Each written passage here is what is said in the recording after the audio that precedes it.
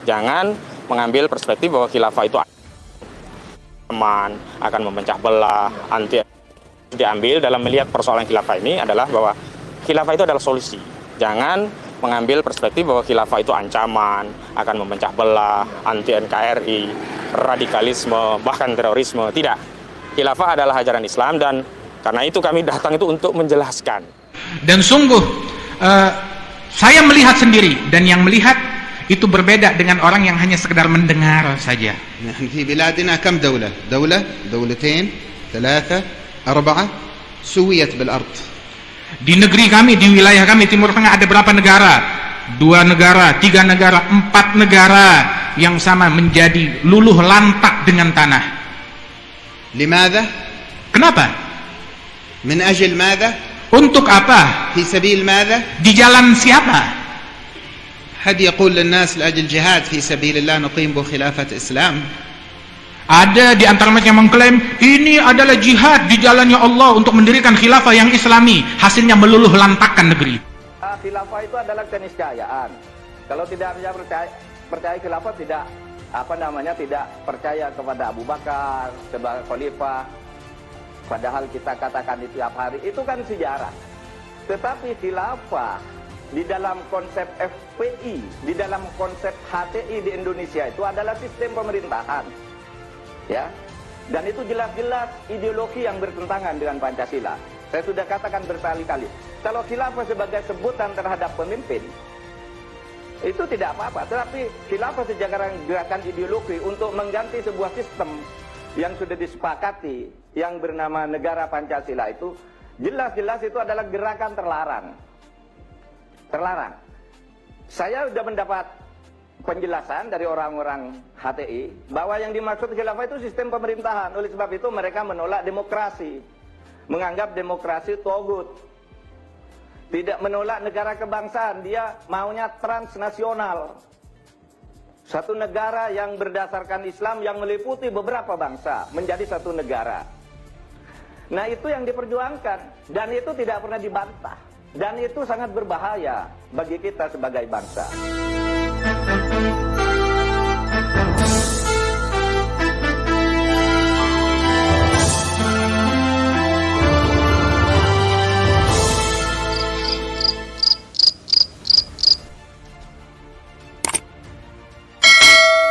Berdakwah, menjelaskan esensi khilafah dari hukum hingga urgensinya. Yang ketiga, bahwa Pak Menteri pernah menyampaikan haramnya negara Nabi. Pernyataan ini perlu diklarifikasi dan diluruskan. Dan keempat, bahwa oleh karena itu kami mohon agar dapat beraudiensi dan berdiskusi bersama Pak Menteri dan jajarannya. Bersama kami sejumlah tokoh dan ulama Jabodetabek juga turut serta. Ini banyak sekali nih tokoh-tokoh ulama se-Jabodetabek ikut serta, ormas-ormas. Dan memang ini surat yang ini ya, yang memberikan fasilitas adalah dari kami, dari Koalisi Persaudaraan dan Advokasi Umat KPAU. Nah, adapun waktunya kami serahkan kepada hari ini, jadi bisa menghubungi lewat telepon saya, nomor HP saya, dan udah solusi. Jangan mengambil perspektif bahwa khilafah itu aman, akan memecah belah, anti. Diambil dalam melihat persoalan khilafah ini adalah bahwa khilafah itu adalah solusi. Jangan mengambil perspektif bahwa khilafah itu ancaman, akan memecah belah, anti NKRI, radikalisme, bahkan terorisme. Tidak. Khilafah adalah ajaran Islam dan karena itu kami datang itu untuk menjelaskan bagaimana urgensi khilafah, bagaimana ajaran Islam khilafah menurut dalil-dalil, dan nanti ada ulama-ulama di antara kita juga akan menjelaskan itu. Dan yang paling penting tentu kami sangat terbuka ya. Saya sebagai advokat Ahmad Kozinuddin Sarjana Hukum sangat terbuka untuk memfasilitasi elemen umat Islam yang memiliki aspirasi khilafah untuk bertemu dengan Bapak Menteri Koordinator Bidang Politik Hukum dan Keamanan Profesor Mahfud MD.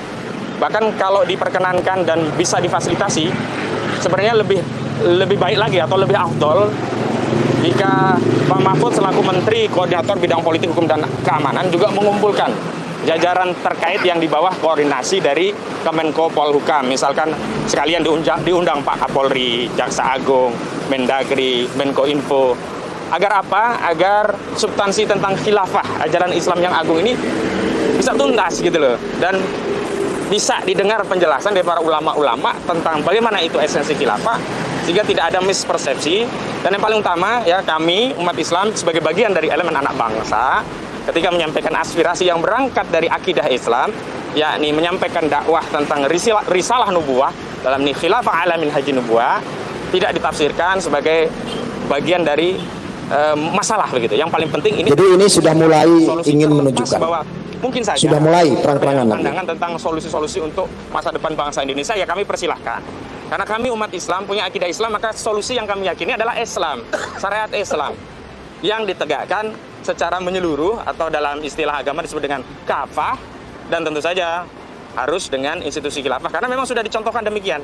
Di zaman Nabi penerapan Islam secara kafah itu dengan negara Nabi di Madinah. Salah, ini sesudah Rasulullah melanjutkan syariah yang diterapkan oleh Nabi SAW itu juga dengan institusi negara, dalam hal ini khilafah. Nah, itu penting sekali untuk disampaikan. Apalagi secara kafah. Ya ayyuhalladzina amanu udkhulmu fis-silmi kafah wa la tattabi'u khutuwatis syaiton innahu lakum aduwwum mubin.